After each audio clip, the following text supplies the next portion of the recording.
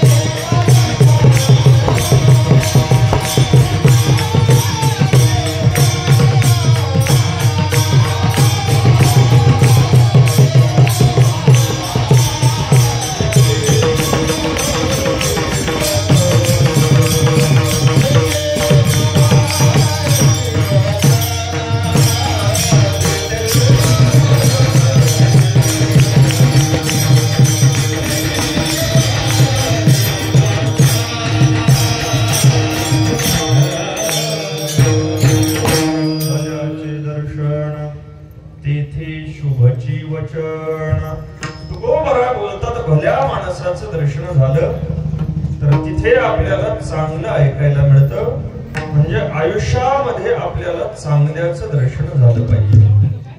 पण आता हा चांगला कोण आहे तर चांगला आहे भगवान परमात्मा.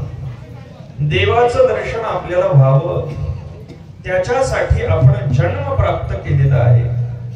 जरी आपण विसरलेलो असलो तरी संत मात्र आपल्याला विसरू देत नाही. पाहिपा देहाची या गावा जया लागे आले पांडवा कार्यार्थो अघवा सांडोनिया.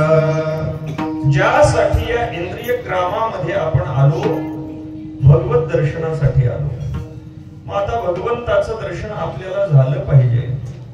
आपल्याला भगवत दर्शनाची इच्छा नाही, आपले प्रयत्नही नाहीत, पण संतांना मात्र असं वाटतंय की प्रत्येक जीवाला भगवंताचं दर्शन झालं पाहिजे. कधी कधी ते आपल्याला समजून सांगतात की तुम्ही भजन करा आणि भगवंताचं दर्शन प्राप्त करा.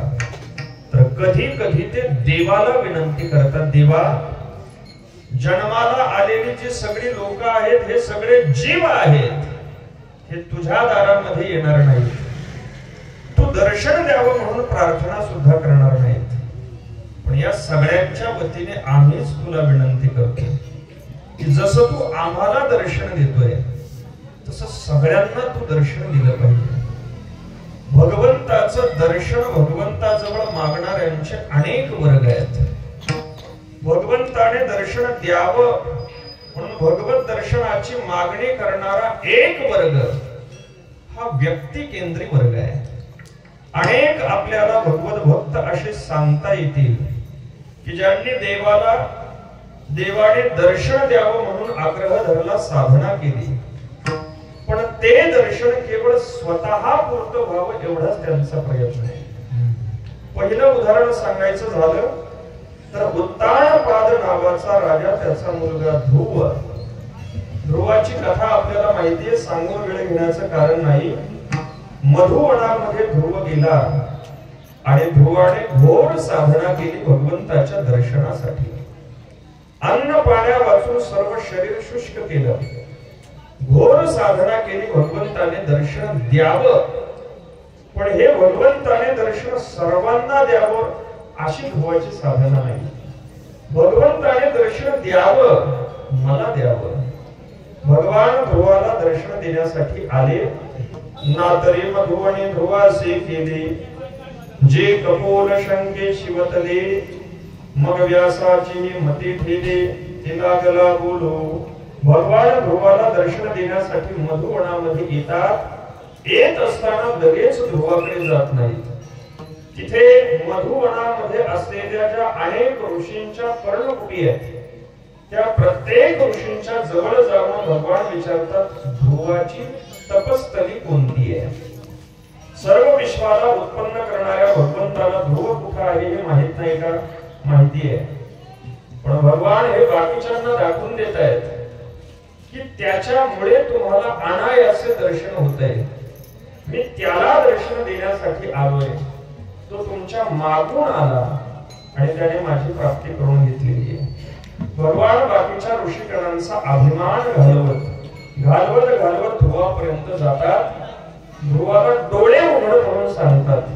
ध्रुव डोळे उघडायला तयार नाही. अंतःकरणामध्ये भगवंताचा विग्रह ध्रुवाने साठवलेला आहे. भगवान आवाज देत आहेत पण ध्रुव आपलं ध्यान सोडत नाही. शेवटी भगवंताने आपल्या योग सामर्थ्याने आतमधलं रूप नष्ट केलं. आतमध्ये अंधार पडला आणि आजपर्यंत जे रूप आपण हृदयामध्ये धरलं होतं ते रूप आता दिसत नाही म्हणून ध्रुवाने डोळे उघडले. तर डोळे उघडून बाहेर पाहतो तर काय? आजपर्यंत ज्याला हृदयामध्ये धारण केलं होतं तो भगवंत आता साक्षात बाहेर उभा आहे. ध्रुवाची साधना श्रेष्ठ आहे. ध्रुवाला भगवंताने दिलेलं दर्शनही श्रेष्ठ आहे. पण ध्रुवाने करून घेतलेलं भगवत दर्शन हे त्याच्या व्यक्ती केंद्रित होत आहे. त्याने केलेली भगवत दर्शनाची प्रार्थना त्याच्या पुरती मर्यादित आहे. दुसरं उदाहरण घ्या. भगवान भीष्माचार्य महाभारत युद्ध घडल्यानंतर शरपंजरी पडले आणि शरपंजरी पडल्यानंतर भगवान श्रीकृष्ण परमात्म्याने सगळ्या पांडवांना घेऊन भीष्माचार्यांच्या जवळ जाऊन भीष्माचार्यांकडून काही उपदेश ग्रहण करण्यासाठी सर्वांना समजावून सांगितलं. भीष्माचार्यांनी भरपूर उपदेश केला. पांडवांनी उपदेश ऐकला. इच्छामरणी असलेले भीष्माचार्य शेवटी भगवंताला प्रार्थना करतात, देवा मला आता प्राण सोडायचे आहेत पण माझे प्राण सुटत असताना माझी एक इच्छा आहे. तू माझ्या चरणाजवळ उभं राहावं आणि मी तुला पाहत पाहत तुझ्यामध्ये आपले प्राण विसर्जित करावे. भीष्माचार्य भगवंताला उभं करतात. भगवंताचं दर्शन करतात. पण ते भगवंताचं दर्शन स्वतः पुरतं मर्यादित आहे. हे व्यक्ती केंद्री भगवत दर्शन आहे. म्हणून व्यक्ती केंद्री भगवंताचं दर्शन घडवून घेणारा वर्ग फार मोठा आहे. त्याच्यापेक्षा थोडासा पुढचा वर्ग आहे की ज्यांनी समूहासाठी भगवंताला रूप दाखवण्याची, दर्शन दाखवण्याची, प्रगट होण्याची प्रार्थना केली. व्यक्तीपुरतं दर्शन मागणाऱ्यांपेक्षा समूहासाठी दर्शन मागणारे थोडेसे श्रेष्ठ आहेत. एका विशिष्ट समूहासाठी भगवंताने प्रगट व्हावं आणि दर्शन द्यावं. त्याचं उदाहरण सांगायचं असेल तर शरद पौर्णिमेच्या दिवशी भगवंताने वृंदावनामध्ये रासलीला केली. रासलीला करत असताना भगवान रासलीलेमधून मध्येच अंतर्धान झाले आणि भगवान अंतर्धान झाल्यानंतर सगळ्या गोपींना शोक झाला. सगळ्या गोपी भगवंताच्या विरहामध्ये व्याकुळ आहेत. सगळ्या गोपींनी मिळून भगवंताची प्रार्थना केली. त्याला गोपी गीत असं म्हटलं जातं. गोपी गीतामधून भगवंताला प्रगट होण्याच्या गोपिका प्रार्थना करतायत. पण जेवढ्या तिथे रास मंडलामध्ये गोपी आहेत त्यांना भगवंताने दर्शन द्यावं म्हणून त्यांची प्रार्थना आहे. म्हणजे त्यांची प्रार्थना त्या समूहापुरती मर्यादित आहे. याला समूह केंद्री प्रार्थना म्हटलं जातं. पण तुकोबारा मात्र जी प्रार्थना करतायत ती केवळ स्वतःपुरती भगवत दर्शनाची नाही किंवा केवळ देहू गावातील लोकांपुरत्या दर्शनाची नाही. यच्च यावत जे कोणी मनुष्य योनीला प्राप्त झालेले जीव आहेत ते देवाला मानणारे असो अथवा नसो, ते आस्तिक असो अथवा नसो, ते योग्य आहेत की अयोग्य आहेत हे देवा मला माहित नाही. पण या सगळ्या जीवांचं समाधान तुझ्या दर्शनाशिवाय होऊ शकत नाही. त्यामुळे आम्ही आमची सगळी साधना तुझ्या चरणी निवेदित करतो आणि तुझ्या जवळ ही प्रार्थना करतो की तू सर्वांचं समाधान होण्यासाठी, सर्वांना रूप दर्शन द्यावं अभंगाच्या पहिल्या चरणात सकळिकांचे समाधान